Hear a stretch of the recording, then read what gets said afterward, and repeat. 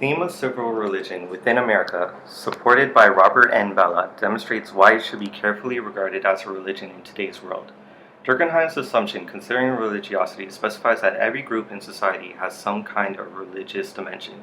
Aside from major religious institutions found in America, there also exists an embedded national faith, with its own historical significance paralleling Christianity, while simultaneously clearly differentiated from the Church. American civil religion is similarly expressed through a set of beliefs, symbols, and rituals. The phrase civil religion, first coined by Rousseau in 1762, contains the following four key components: the existence of a deity, the reward of virtue and punishment of vice, the afterlife, and the exclusion of religious intolerance. The existence of a deity is historically illustrated through the words and acts of America's founding fathers and presidents, specifically Franklin, Washington, Jefferson, Lincoln, and Kennedy, who refer to God ambiguously as the supreme power regulating the destiny of the nation in all their separate inaugural addresses. This God is inclusive of all religious faiths, assuming they all share the same values, yet is oriented towards order, law, and right rather than salvation and love. Civil disobedience is evidenced through civil rights movements and protests in opposition to wars such as in Vietnam.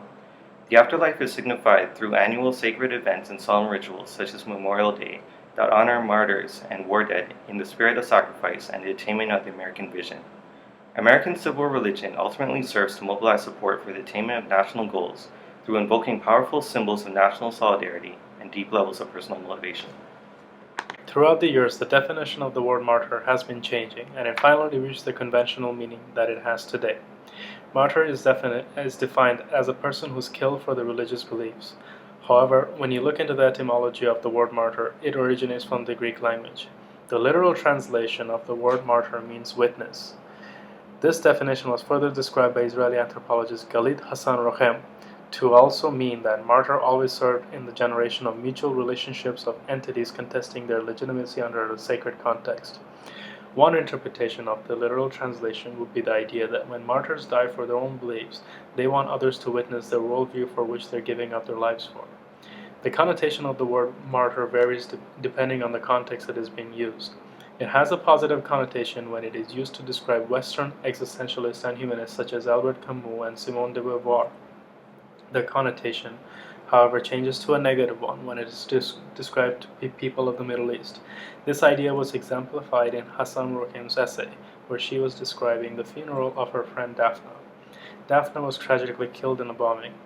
The eulogy described Daphne as a martyr mainly because of how she passed away and completely disregarded her other identities.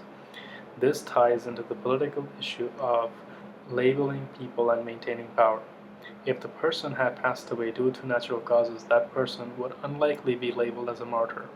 But because her death resulted from a political struggle in the Middle East which had nothing to do with her, people naturally assumed she was a martyr. Bowen's article, titled Muslims and Citizens, discusses a common theme that is very much apparent in the other assigned readings for this week. He talks about ignorance and how it blurs an individual's vision when looking at another individual's religion. For example, when he discusses the hijab and its sensitive history in France dating back to 1989, when 3 schoolgirls were expelled for wearing a hijab, because they were viewed as being a threat to France's principle of public secularism by wearing signs of a religion that they do not understand nor care to understand.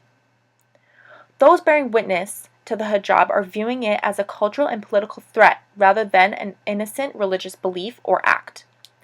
It is viewed as a threat so much so that the Education Ministry went as far as to hire a full-time scarf mediator whose job was to persuade girls to go against what they believe in and conform to France's cultural norms. As seen in our own history after 9/11, concerns about terrorism and violence began to rise, turning the scarf into a symbol of violence, danger, and terrorism. Laws were also being passed that further alienated those wearing the hijab. For instance, in France, many identity cards that had a photo present must show the head uncovered. If this law was not followed, the individual would not get the same rights as those who were following the law. However, as seen in Bowen's article, Muslims who entered France were never really given the same treatment as other immigrants entering the country. That being said, during the years following World War II, many Muslims came to France to work. Although many were recruited, they were hired to work for low-paying jobs that hindered their ability to become successful. Using Bowen's article, it can be said that Muslims are being tolerated in France, as demonstrated by laws suggesting certain limitations, colonial history, and their own vision of Islamic cultures. That brings up a question. Does this mean that if you can't get rid of it or change it, do you just appropriate it?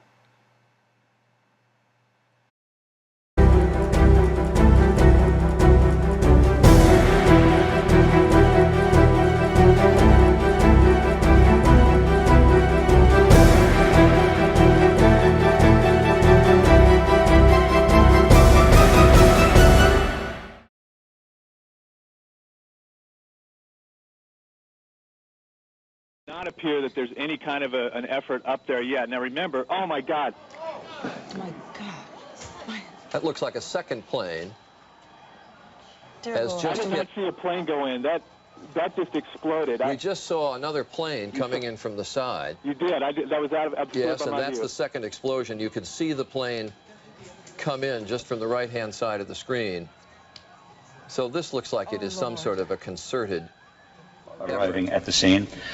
Jim Friedel in Hoboken said it appeared to bank sharply and smash directly, perhaps purposefully, into, oh my goodness, Oh, God. there's another one. Oh my goodness, there's another It one. seems to be on purpose. Oh my goodness, now now it's obvious, I think, that there's a second. When did the scarf become a symbol for 9/11?